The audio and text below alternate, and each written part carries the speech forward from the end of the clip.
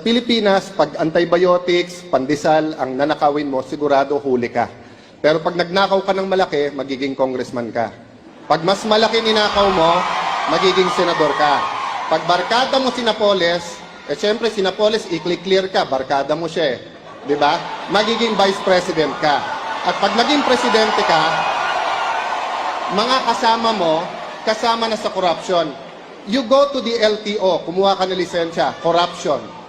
Bumili ka ng bahay sa taxes, corruption. Buong buhay natin corruption. Huwag na tayo magbulag-bulagan unless we change the system. So, we need to give Senator Marcos a chance to... No, I was just wondering kasi sinasabi ni Senator Alan, pagka malaking ninakaw mo, maging congressman, mas malaking maging senador. Is that how he became congressman? Is that how he became senator? Let me respond.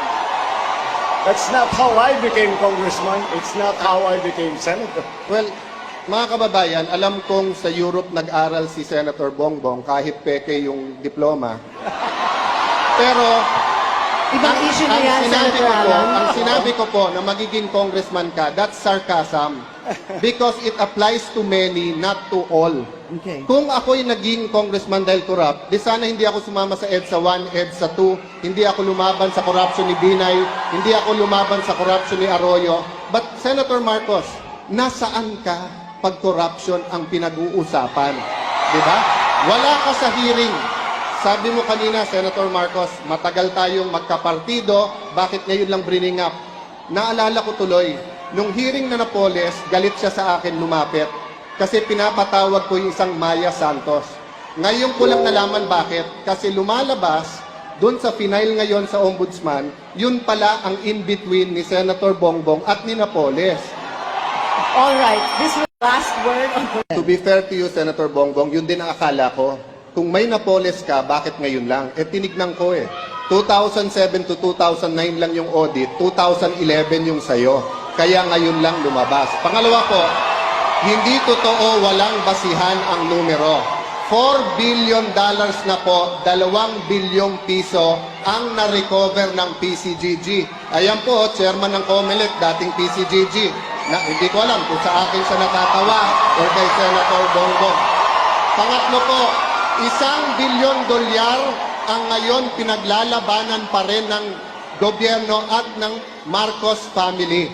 Pang-apat po, sa SALN ni Senator Bongbong, 200 to 500 million pesos po. Never ka naman nagkatrabaho kung hindi sa gobyerno. Saan mo kukunin ang ganong kalaking pera? Sabi ni Senator Bongbong, wala daw bahid ang kanilang pamilya. $10 billion ang nanakaw nung panahon nila, 450 billion pesos.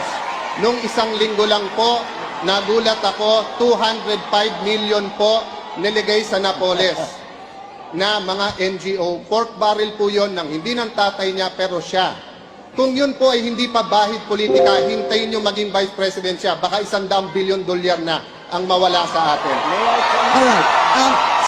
Tignan niyo po ang interview ng mismong nanay po ni Senator Bongbong. Sabi nung nanay niya, they practically own the Philippines, telecoms, all these businesses. It's all on the record. I-google nyo, yung may telepono po ngayon, i-google nyo yung recovered ng PCGG. But ibahin natin usapan, sabihin nyo nang hindi totoo for the sake of this debate, kahit totoo. Anong hearing sa corruption nakita nyo nag-appear ang isang Bongbong Marcos? Kahit anong issue sa corruption, wala siya doon. Kami daw namumulitika kasi nilalabanan namin ang corrupt. Madali po mga kababayan, madaling magsabi kami anti-corrupt. Pero yung itaya mo buhay mo, itaya mo karir mo, awayin mo. Si Enrile nakaaway nila, pero ngayon siya ini-endorse. Kaya hindi inimbestigahan ng mga negosyo ni Enrile doon sa Cagayan. Yun po ang klase ng paglaban nila sa corruption. Salita lang, walang gawa. Kung magkakabatas po, hindi ko hahadlangan yan kung yan ang gusto ng tao. Total, mas magaling naman asawa kong politiko sa akin. No? Pero yung sinabi po ni Senator Marcos na kalimutan pangalan namin, kalimutan history, eto po tanong ko, hindi isipin nyo lang po, no? Whether you're for or against Wala him. po akong Isipin nyo lang sinasabing po to. kalimutan ng history. Isipin nyo po to, Huwag naman, Alan, huwag ka naman Can I have 10 nag-invento. more seconds Wait, because Senator I've been Cayetano, Senator interrupted. Marcos. Oras Sinabi ko ko, naman wag to. yung Hindi ito. ito martial law na may walang rules. May Hold rules on, po hold on. dito eh. Hold on. Can we please request the candidates to Yeah. speak one at a time? So Ma'am, thank you, Senator Marcos. it's the Senator time of Cayetano, Can I it's have the my time. 1 Yes. minute? Yes. O pati yun na nakawin mo pa rin. Senator Cayetano? May 1 minute. Yes, you can Okay. stick to the Sabi question niya, po. burahin daw yung mga pangalan. Huwag mo titignan yung dynasty. Ito po tanong ko sa inyo. Have an open mind. If 30, 40 years from now, tumakbo po yung apo ni Napoles, wala siyang kasalanan sa ginawa ng kanyang lola, pero pera po ng lola niya na ninakaw sa inyo ang gagamitin sa kanyang campaign ads, sa pambigay sa mayor, sa pambigay sa lahat. No? So, ang dynasty po, meron talagang problema. Lahat po kami may problema sa dynasty, sa Liberal Party po. Dynasty ng mga abaya. And alam naman natin, napaka-corrupt na pagdating sa LRT, MRT, hindi masipa. Dynasty po na may kilalaman sa Weteng, sa Pampanga, ine-endorse sa mga liberal. Meron pong problema sa dynasty. How do we solve it? I don't know right now, but this is what I can tell you. Political will against corruption. Alam niyo po ba bakit ako nang-aaway? You have Nang-aaway 9 po ako seconds. para buhay niyo ganyan. Pag hindi po ako nang-away at tumahimik, ang buhay niyo po ganyan. Kaya pasensya na po kayo, sasabihin ko sa inyo ang totoo.